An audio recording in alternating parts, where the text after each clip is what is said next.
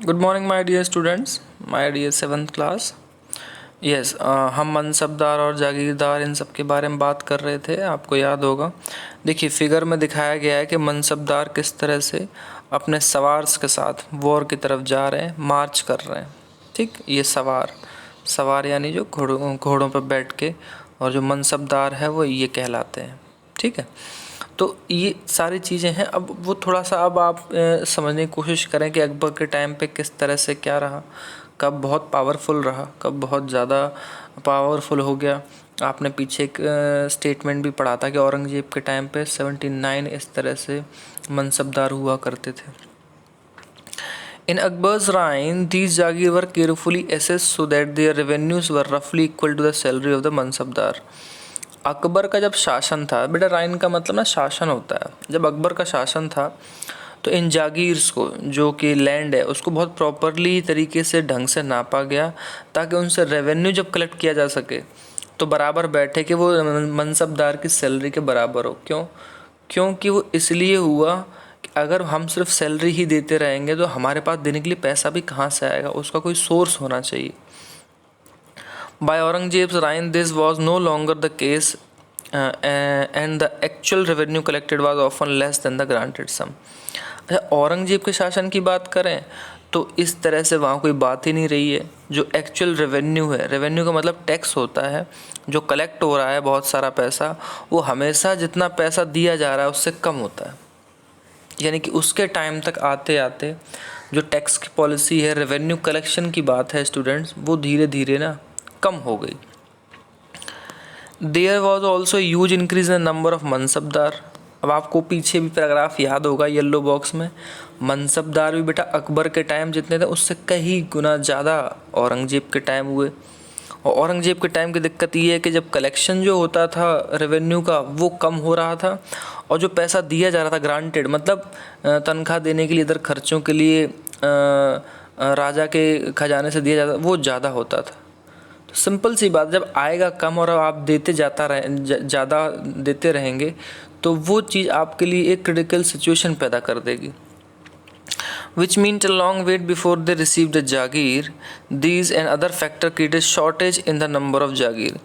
इसी वजह से जागीर मिलना बंद हो गई, ज़मीन मिलना बंद हो गई, और धीरे धीरे क्या हो गया, इन चीज़ों में शॉर्टेज आ गया। मतलब ये चीज़ अब कम होने लगी, नंबर ऑफ़ जागीर्स भी कम होने लगी।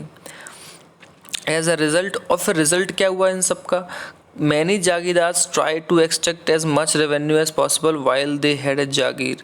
तो जितने भी जागीरदार होते हैं वो कोशिश करते हैं कि वो अपनी ज़मीन से जितना ज़्यादा से ज़्यादा हो सके, जिनको कि जिम्मेदारी दी गई है रेवेन्यू के लिए, टैक्स कलेक्ट करने के लिए, ज़्यादा से ज़्यादा कलेक्ट करें। ये ठीक वैसे ही होता है बेटा, जैसे आज के टाइम पे किसी बिज़नेस में ये कहा जाए कि आपको इतना पैसा कैप्चर करना ही करना है, तो आप सोच के देखो कि वो चीज़ कितनी ज़्यादा अच्छी होगी या कितनी बुरी होगी, आप समझ सकते हैं। मैं आपसे कहूँ, आपसे ज़्यादा से ज़्यादा क्लास लेने की बात कहूँ तो आपको उसमें कितना लॉस है, आपकी आँखों का लॉस है, आपके मोबाइल का लॉस है, आपके डेटा का लॉस है, और आप प्रॉपरली पढ़ भी नहीं पाएंगे। तो ठीक जागीरदार के पास अभी इस तरह की प्रॉब्लम्स बेटा ऑलरेडी शुरू हो गई थी। Aurangzeb was unable to control these development in the last year of his reign and the peasantry therefore suffered tremendously. Aurangzeb अपने टाइम, जब उसके शासन का बेटा लास्ट टाइम था, जब वो रूल कर रहा था, तो इन सब चीज़ों को वो हैंडल नहीं कर पाया, बैलेंस नहीं कर पाया। जागीरदारों को रेवेन्यू जो मिल रहा था उसके हिसाब से वो खर्चा बहुत दे रहा था, मनसबदार भी बहुत बढ़ा लिए थे। तो जब आप ज़्यादा लोगों को अपने रिक्रूट कर लेंगे तो सिंपल सी बात है कि आपको उनके पास देने के लिए तनख्वाह भी तो होनी चाहिए, और आप जो सोर्स कलेक्ट कर रहे हैं वो कम है। तो औरंगजेब इस तरह से अपने टाइम में इस चीज़ों से, इनइक्वलिटी से गुजर रहा था अपने रूल के टाइम। और जो सबसे बड़ी प्रॉब्लम थी वो सबसे ज़्यादा किसने बेटा नुकसान उठाया, पीजेंट्री, किसान लोगों ने। ये चाहे किसी भी टाइम की बात हो, ये किसान ही बेचारा इतना क्यों हमेशा सफ़र करता है। चाहे आज की मॉडर्न इंडियन डेमोक्रेसी में आप देख लो, किसान भी बहुत ज़्यादा सफ़र करता है। तो ये सारी बातें हैं, और यहाँ पे एक डिटेल दिया है, एक मिनिएचर मिला है शाहजहाँ के शासन के टाइम पे जो उनके करप्शन उस टाइम क्या थे वो उसकी बात कर रहा है। एक करेक्ट ऑफिसर जो है एक घूस लेते हुए दिखाया गया है और एक टैक्स कलेक्टर पुअर पीजेंट को पनिशमेंट करते हुए दिखाया है, दोनों जगह। अब आप सोच के देखिए दोनों तस्वीरें क्या कहती हैं कि उस टाइम भी करप्शन था। ये इस गरीब आदमी को ही पीट रहा है और ये इस तरह से घूस ले रहा है। अब आप सोच के देखिए कि ऊपर के जो अधिकारी हैं वो मौज में, लेकिन जो गरीब आदमी है बेचारा वो परेशान है। इन पिक्चरों से सिर्फ ये दिखाई देता है कि यस उस टाइम कुछ ऐसा सीन रहा होगा, तभी तो ऐसी प्रॉब्लम आई औरंगजेब के टाइम पे। ठीक है, अब हम बात कर रहे हैं जब्त और ज़मींदार के बारे में। ठीक, अब ये टॉपिक है मनसबदार जागीरदार पढ़ा, अब जब्त और ज़मींदार के बारे में पढ़ेंगे। The main source of income available to Mughal rulers was tax on the produce of peasantry. किसान जो लोग पैदा करते थे उस बेस पे जो टैक्स आता था वो मेन इनकम थी मुगल एम्पायर की। In most places peasants paid taxes through rural elites. अब ज़्यादातर जगहों पे जो बेचा किसान थे वो अपने रूरल एलीट का मतलब होता है गांव में जो धनी वर्ग होता है उसको अपना टैक्स पे करता था। दैट इज़ द हेडमैन और द लोकल चीफन। और या तो ये वहाँ का विलेज का मुखिया होता था या वहाँ का कोई मतलब चीफ मतलब क्या कहते हैं, मुख्य कोई पद पे बैठा हुआ व्यक्ति था। The Mughals used one term जमींदार। और मुगल्स ने उस हेडमैन को, जो विलेज का हेडमैन है जो कि पूरा कलेक्शन ले रहा है गांव के किसानों से, उस टाइम उनको डिस्क्राइब किया गया ज़मींदार से। To describe all intermediate whether they were local headman और विलेज ऑफ पावरफुल चिeftains। और इन सभी लोगों को एक ही शब्द से बेटा जाना गया, क्या वर्ड था, ज़मींदार। चाहे वो लोकल हेडमैन हो मतलब अपने एरिए के हों या फिर पूरे गांव के, बहुत बड़े बड़े गांव के मुखिया हों, उन सबको ज़मींदार कहा गया। आज भी आप देखते हैं ज़मींदार वर्ड यूज़ होता है, मुगलों के टाइम पे इंट्रोड्यूस हुआ था। Akbar's revenue minister Todarmal carried out a careful survey of crop yields. अब आपको एक चीज़ समझ में आ गई होगी कि अकबर का रेवेन्यू मिनिस्टर कौन था, टोडरमल। टोडरमल अकबर के नवरत्न में से एक थे। अकबर के 9 रत्न थे बेटा। 9 रत्न में बीरबल भी थे, टोडरमल भी थे, सवाई मानसिंह भी थे, तानसेन थे और उसके बाद और भी लोग थे, मुझे सारे के नाम तो नहीं याद है। 9 रत्न का मतलब ये है कि ये 9 बड़े इम्पोर्टेंट थे उनके दरबार में जो बहुत ज़बरदस्त तरीके से काम किया करते थे, उनका काम बहुत अच्छा था। तो टोडरमल का बारे में बताया गया कि जब वो रेवेन्यू मिनिस्टर थे तो उन्होंने क्या काम किया, उन्होंने पहले तो बहुत सर्वे करवाया, जितनी भी फसलें बोई जाती हैं जिस इलाके में खेतों में, उनका प्राइजेस को कलेक्ट मतलब केयरफुली पढ़ा, देखा, समझा। और area cultivated for 10 years period, और जो 10 पीरियड के लिए, आने वाले 10 पीरियड के लिए एरिया जहाँ कल्टीवेशन होगा, जहाँ जुताई और खेती होगी, उसको भी उन्होंने बहुत प्रॉपरली सर्वे किया। 1570-80 ये तब की बात है। On the basis of this data, इस डेटा के बेस पे इस डेटा को लेके tax was fixed on each crop in cash. Tax को ना हर फसल पे बेटा फिक्स कर दिया गया, लेकिन नगद में देना होगा। अब कैश का मतलब या तो आप अनाज दो, और आप तो सब जानते ही हैं कि अनाज ही देना पड़ता था, लेकिन तुरंत का तुरंत दीजिए कि अगर आपने ये फसल की है तो आपको इतना देना पड़ेगा। कुछ इस तरह से था उस टाइम में। Each provinces was divided into revenue circle with its own schedule of revenue rates for individual crops. Each province का मतलब यहाँ स्टेट से है बेटा, जैसे आपका आज राजस्थान है, वो उत्तर प्रदेश है, हरियाणा है, उस टाइम वो सारे स्टेट्स में डिवाइडेड थे और उनको अपने अपने रेवेन्यू सर्कल में डिवाइड किया था। सर्कल मतलब आपको जिस तरह समझ, जैसे आज तहसील होती है ना, आप तहसील समझते हैं बेटा क्या होती है, ये तहसील वही है जहाँ पहले से हमेशा से रेवेन्यू कलेक्शन होता है, वहाँ तहसीलदार बैठता है जो सारी प्रॉपर्टीज़ को और उसको पटवारी जो होता है देखता है। ये उस टाइम से चली आ रही व्यवस्था के जैसा ही है, बस आज नाम बदल गए थोड़े से। उनका खुद का अपना शेड्यूल होता था रेवेन्यू रेट्स का और इंडिविजुअल क्रॉप्स पे। आज आप कोई सर्टिफिकेट बनवाने जाएँ सरकारी, जो फीस लगती है सरकार लेती है आपसे, हर चीज़ की फ़ीस फिक्स है। This revenue system was known as zabt, और इस रेवेन्यू सिस्टम को बेटा जब्त कहा गया। This it was prevalent in those areas where Mughal administrator could survey the land. और ज़ब्त नाम सबसे ज़्यादा उन इलाकों पर रखा गया, ऐसी पैमाइश को ज़मीन को नापने के बाद टैक्स कलेक्शन के नाम को जब्त रखा गया, जहाँ पे मुग़ल जो थे वो सबसे ज़्यादा सर्वे कर चुके थे ज़मीन का, ठीक है, सबसे ज़्यादा वहाँ पे हुआ था। And keep very careful accounts, और बहुत अच्छे से इनका हिसाब रखा गया बेटा। This was not possible in province such as Gujarat and Bengal. या गुजरात और बंगाल में ये हो नहीं पाया, तो वहाँ ज़ब्त का जो सिस्टम था वो नहीं चला, बाकी सब जगह चला। इन सम एरियाज़ द ज़मींदार exercise a great deal of power. कुछ जगह ज़मींदार बेटा बहुत पावरफुल होते थे, आज भी होते हैं, ये चीज़ तो आप खुद भी समझते हैं, ठीक। The exploitation bye Mughal administration को ड्राइव देम टू रिबेलियन। अच्छा, मुग़ल में जो अधिकारी होते थे वो उनका शोषण बहुत करते थे, एक्सप्लॉयटेशन बहुत करते थे, जिसकी वजह से विद्रोह हो गया। Sometime zamindar and peasant some of caste allied in rebelling against Mughal authority. और कई बार ज़मींदारों के साथ साथ पीजेंट भी मिलके बेटा मुग़ल जो अधिकारी या मुग़ल सरकार होती थी उसके खिलाफ विद्रोह कर देते थे। These peasant revolt challenged the stability of the Mughal Empire from the end of the 17th century। अब ये जो किसान थे ना, इनके जो रिवोल्ट थे, जो विद्रोह थे, इन्होंने चैलेंज किया मुग़ल एम्पायर को 17th सेंचुरी के लास्ट तक आते आते। क्यों? क्योंकि जैसे आपने अभी एक पिक्चर देखा, घूसखोरी बढ़ गई, करप्शन बढ़ गया, ऐसे केसेस जहाँ जहाँ मुग़ल एम्पायर में हो रहे थे लोग वहाँ विद्रोह कर रहे थे अब, ठीक। तो इस तरह का आप माहौल देखते हैं, यानी कि आज के टाइम पे अगर आप बहुत सारी चीज़ें देखते हैं इंडिया में कि किसी ने ब्राइब ली, घूस ली, वो पकड़ा गया, अधिकारी भ्रष्ट होते हैं, तो ये चीज़ें आप उस ज़माने में राजाओं के टाइम पे भी पढ़ रहे हैं और देख रहे हैं कि उनको सज़ा भी मिल रही है, या किस तरह से मुग़ल एम्पायर वीक हो गया। तो हमारे यहाँ सरकार वीक हो जाती है, हम लोग उन्हें वोट नहीं देते हैं क्योंकि ये गलत बात है, ठीक है।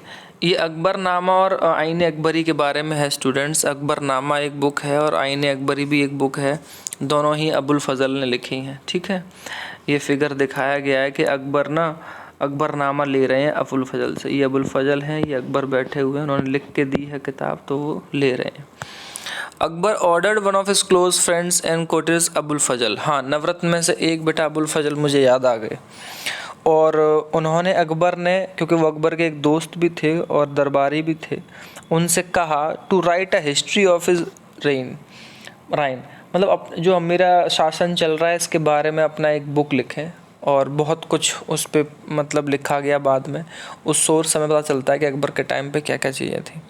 Abul Fazl wrote a 3 volume history of Akbar reign titled Akbarnama. तो अबुल फजल ने अकबर के शासन के टाइम की 3 किताबों में हिस्ट्री लिखी, 3 वॉल्यूम में। वॉल्यूम का मतलब हो गया 3 तरह की किताबें मान लीजिए आप, जिन सबको टोटल मिला के क्या कहा गया, Akbarnama. The first volume deal with Akbar's ancestors and the second volume recorded the events of Akbar rain. पहली किताब तो बेटा उनकी पूरी वंशावली पूर्वजों के बारे में, दूसरी बुक से है अकबर के शासन के बारे में, और जो थर्ड वॉल्यूम है इज़ द आईन अकबरी, वो आईन अकबरी है। It deals with Akbar administration, household, army, the revenue and the geography of his empire.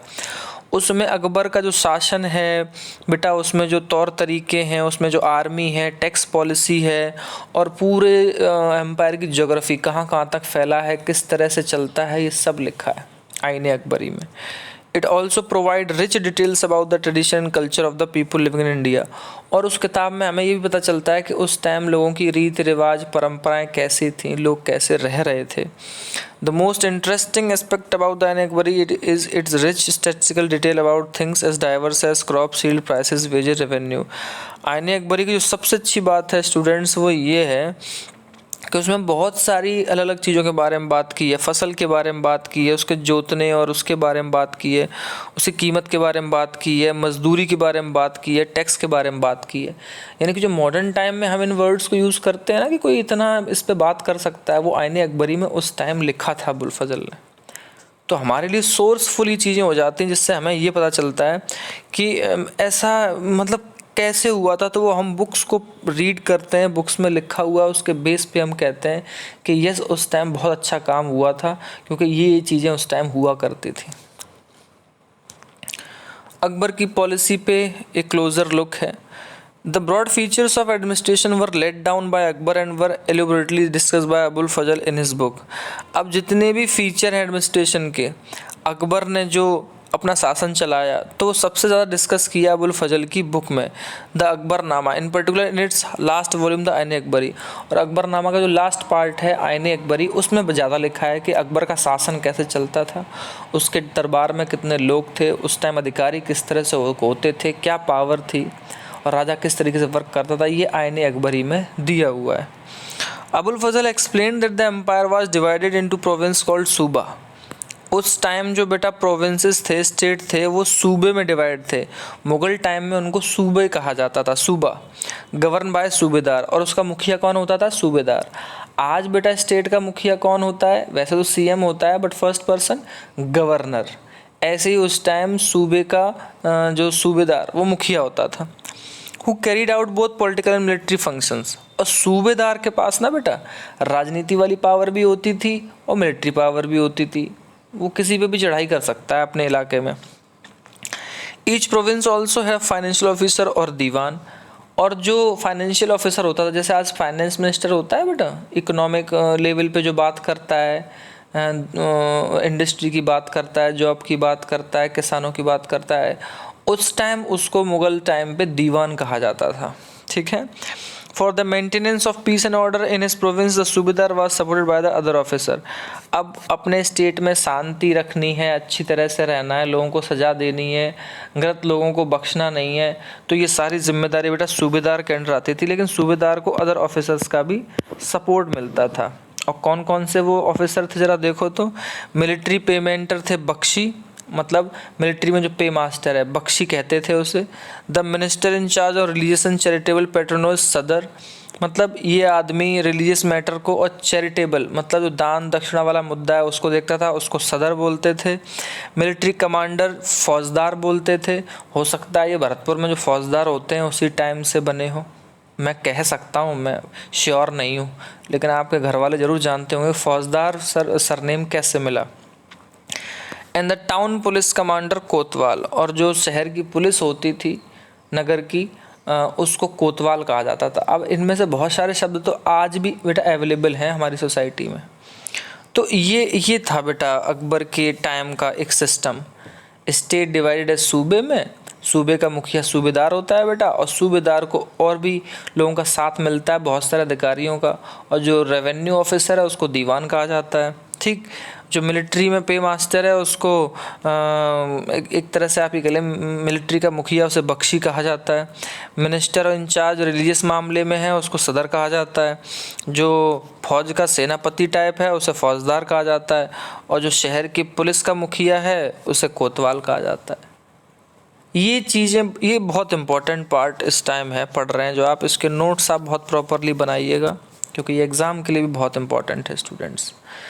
ठीक है, तो आज की क्लास के लिए हम इतना ही रखेंगे, फिर आप नेक्स्ट आगे बढ़ेंगे क्योंकि ये टॉपिक काफ़ी अच्छा है, धीरे धीरे पढ़ के चलेंगे, आपको समझ में भी आएगा और आपको अच्छा भी लगेगा। Okay class, thank you, have a nice day.